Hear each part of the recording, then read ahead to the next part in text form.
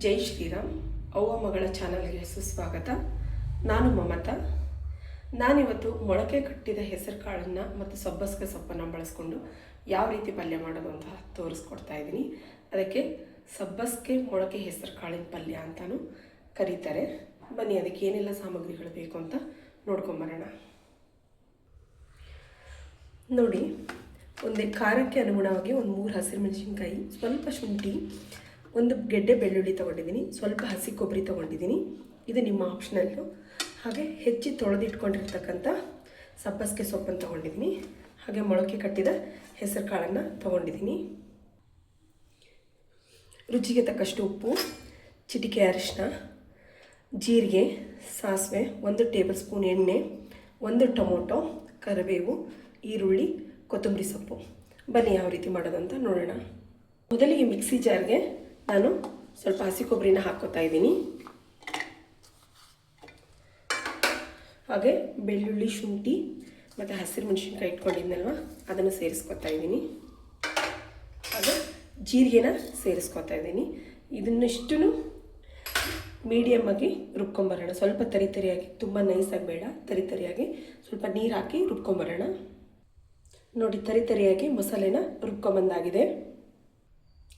ಈಗ ಒಂದು ಬಾಂಡೆನ ಬಿಸಿಗೆ ಇಟ್ಬಿಟ್ಟು 1 ಟೇಬಲ್ ಸ್ಪೂನಷ್ಟು ಎಣ್ಣೆನ ಸೇರಿಸ್ತಾ ಇದ್ದೀನಿ. ಈ ಎಣ್ಣೆ ಬಿಸಿ ಆದ ನಂತರ ಸಾಸಿವೆನ ಸೇರಿಸಬೇಕು.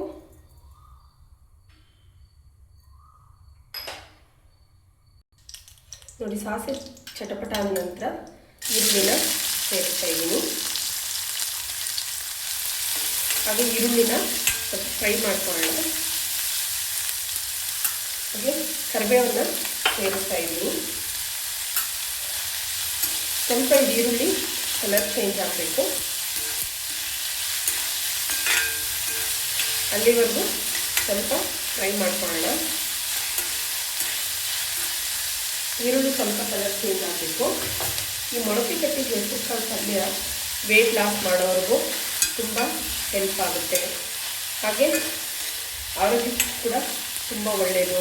ರೊಟ್ಟಿ ಜೊತೆಗೆ, ಚಪಾತಿ ಜೊತೆಗೆ, ಅಕ್ಕಿ ರೊಟ್ಟಿ, ರಾಗಿ ರೊಟ್ಟಿ, ಹಾಗೆ ಅನ್ನದ ಜೊತೆಗೆ ಸೈಡ್ ಡಿಶ್ ಆಗಿ ಕೂಡ ತಿನ್ಕೋಬೋದು. ತುಂಬ ಟೇಸ್ಟಿಯಾಗಿರುತ್ತೆ, ತುಂಬ ಚೆನ್ನಾಗಿರುತ್ತೆ. ಹಾಗೆ ಹಸಿ ಮೊಳಕೆ ಕಾಳನ್ನು ಕೂಡ ತಿನ್ಕೋಬಹುದು.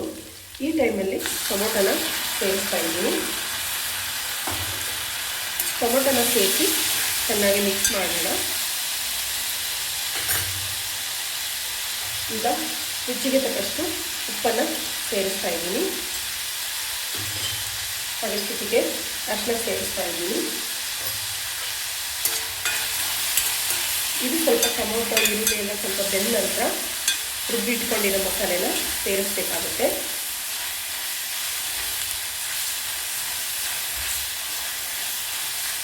ಇದು ಸ್ವಲ್ಪ ಬೆಂದ್ಕೊಳ್ಳಿ.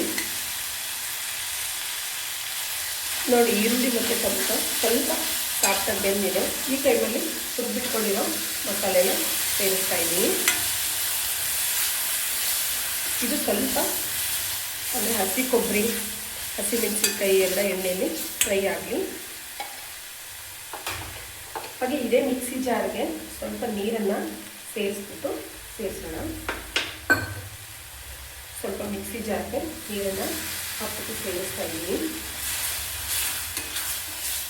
ಇದು ಒಂದು 30 ಸೆಕೆಂಡ್ ಹೀಗೆ ಚೆನ್ನಾಗಿ ಮಿಕ್ಸ್ ಮಾಡ್ತಾ ಫ್ರೈ ಮಾಡ್ಕೊಳ್ಳೋಣ.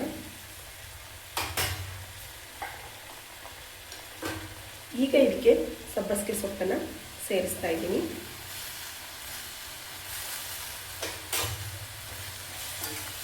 ಹಾಗೆ ಸಬ್ಬಸಿಗೆ ಸೊಪ್ಪು ಈ ಮಸಾಲೆ ಜೊತೆಗೆ ಚೆನ್ನಾಗಿ ಮಿಕ್ಸ್ ಮಾಡಬೇಕು. ಮಿಕ್ಸ್ ಮಾಡಿಕೊಂಡು ಜಸ್ಟ್ 1 ನಿಮಿಷಗಳ ಕಾಲ ಇದು ಈ ಮಸಾಲೆ ಜೊತೆಗೆ ಬೆರೆತ್ಕೊಳ್ಳಿ. 1 ನಿಮಿಷಗಳ ಕಾಲ ಇದು ಮಸಾಲೆ ಜೊತೆಗೆ ಚೆನ್ನಾಗಿ ಫ್ರೈ ಆಗಲಿ.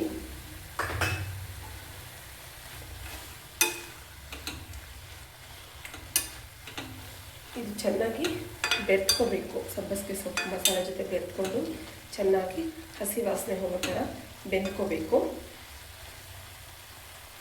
ಜಸ್ಟ್ 1 ನಿಮಿಷ ಬೆಂದರೆ ಸಾಕಾಗುತ್ತೆ. ನೋಡಿ ಈಗ 1 ನಿಮಿಷಗಳ ಕಾಲ ಬೆಂದಿದೆ. ಈಗ ಮೊಳಕೆ ಕಟ್ಟಿದ ಹೆಸರು ಕಾಳನ್ನು ಸೇರಿಸೋಣ.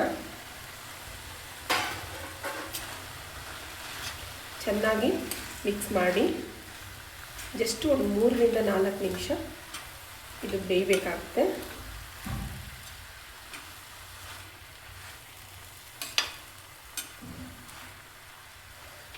ಈ ಮಸಾಲೆ ಜೊತೆಗೆ 1 ನಿಮಿಷಗಳ ಕಾಲ ಇದು ಬೇಯಲಿ. ನಂತರ ನೀರನ್ನು ಆ್ಯಡ್ ಮಾಡಬೇಕು.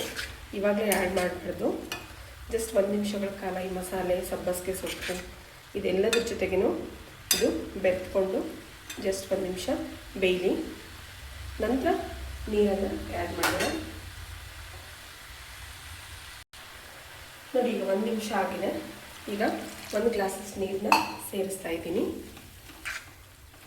ಇದು ಒಂದು 3 ನಿಮಿಷಗಳ ಕಾಲ ಮೀಡಿಯಮ್ ಫ್ಲೇಮ್ಗಿಂತ ಕಡಿಮೆ, ಅಂದರೆ ಲೋ ಫ್ಲೇಮು ಮತ್ತು ಮೀಡಿಯಮ್ ಫ್ಲೇಮ್ ಮಧ್ಯದಲ್ಲಿ ಇಟ್ಬಿಟ್ಟು ಒಂದು 3 ನಿಮಿಷ ಬೇಯಿಸೋಣ. ಮಧ್ಯದಲ್ಲಿ ಆಗಾಗ ಒಂದು ಸತಿ ಮಿಕ್ಸ್ ಮಾಡಬೇಕಾಗುತ್ತೆ.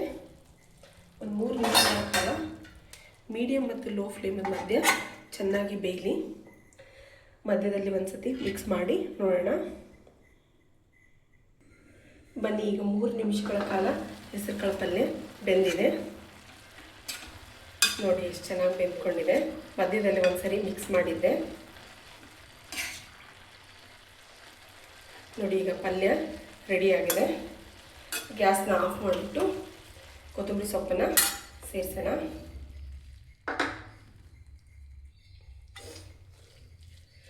ಕೊತ್ತಂಬರಿ ಸೊಪ್ಪನ್ನ ಹಾಕಿ ಚೆನ್ನಾಗಿ ಮಿಕ್ಸ್ ಮಾಡೋಣ.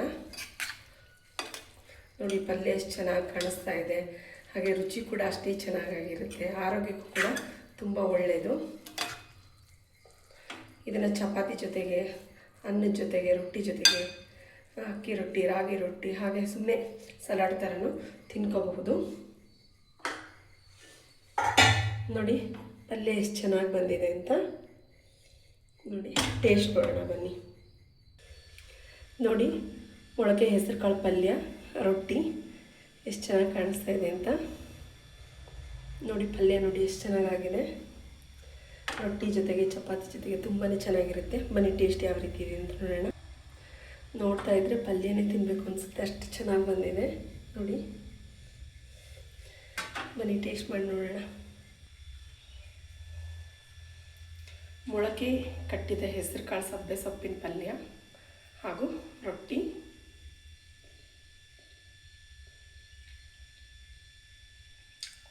ನಿಜವಾಗ್ಲೂ ತುಂಬ ಚೆನ್ನಾಗಿ ಬಂದಿದೆ. ಬರೀ ಪಲ್ಯನೇ ತಿನ್ನಬೇಕು ಅನಿಸ್ತಿದೆ, ಅಷ್ಟು ಚೆನ್ನಾಗಿದೆ. ಅಷ್ಟು ಆರೋಗ್ಯಕರವಾಗಿರ್ತಕ್ಕಂಥ ಪಲ್ಯದ ರೆಸಿಪಿ ಅಂತಲೇ ಹೇಳ್ಬೋದು. ಯಾರೆಲ್ಲ ಈ ಅವ್ವ ಮಗಳ ಚಾನಲ್ನ ಹೊಸದಾಗಿ ನೋಡ್ತಾ ಇದ್ದೀರಾ, ಪ್ಲೀಸ್ ಸಬ್ಸ್ಕ್ರೈಬ್ ಮಾಡಿ. ಹಾಗೆ ವಿಡಿಯೋನ ಕೊನೆವರೆಗೂ ನೋಡಿ, ಲೈಕ್, ಶೇರ್, ಕಮೆಂಟ್ ಮಾಡಿ. Thank you for the watching. Next ವಿಡಿಯೋದಲ್ಲಿ ಮತ್ತೆ ಸಿಗ್ತೀನಿ.